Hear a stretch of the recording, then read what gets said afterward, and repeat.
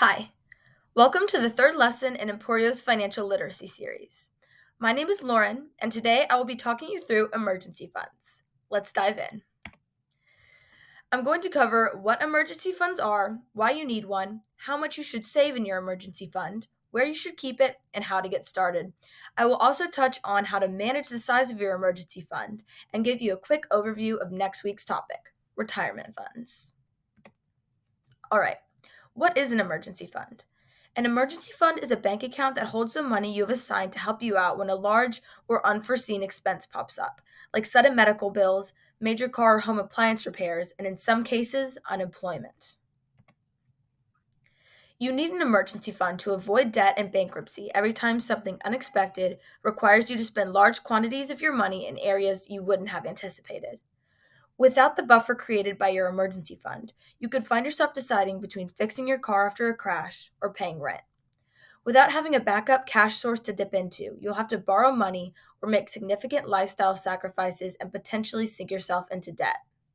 If you do find yourself in a position where a loan is absolutely necessary, look for the lowest possible interest rates to minimize what you owe. Ideally, you will have built up your emergency fund in advance of any unexpected changes, because if you already have debt, having to borrow more money to keep yourself afloat will often be detrimental to your long term finances, especially if you can't pay that debt off each month. Next, how much should you save in your emergency fund? This number typically varies based on your income, and there's not a rigid universal number for how much you should tuck away in this fund. But a good rule is to save anywhere from 3 to 6 months worth of your living expenses. So, circling back to budgeting, the amount of money that you need to cover all of those monthly living expenses should be at least tripled in your emergency fund. Now, where are the best places to keep your emergency fund?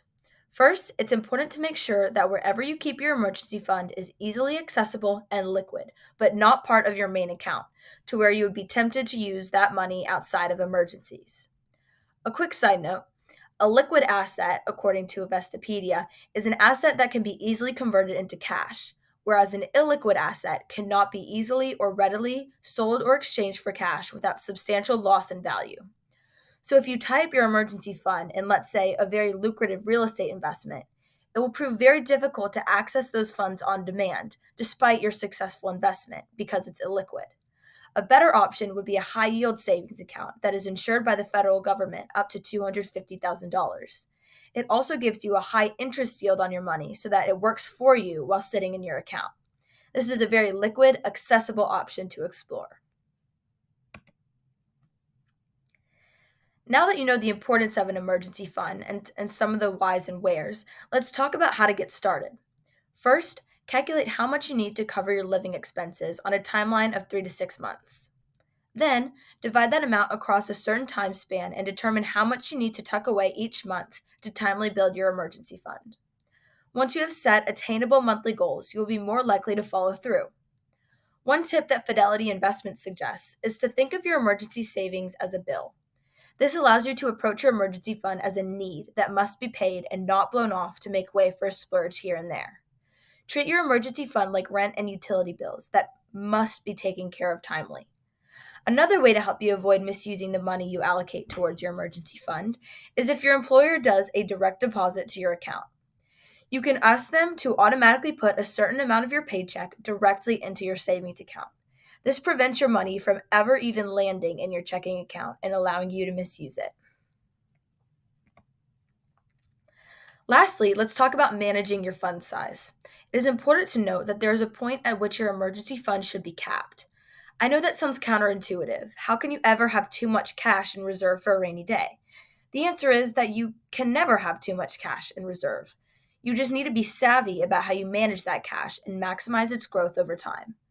Once you hit a comfortable number of about 6 months worth of savings, it's a good idea to diversify your surplus savings elsewhere, like the stock market or new investments. You also might want to begin allocating a larger sum into your retirement funds and take advantages of the tax benefits that are offered through your 401ks and Roth IRAs. Note, don't completely abandon your emergency fund once you've reached a comfortable place. Keep monitoring it and replenish it each time your circumstances require your emergency fund's help. Next week, I will cover the different types of retirement funds, the benefits that come along with them, and why it is crucial to your long term success to begin your retirement fund early. These are the sources that I used in the making of this video.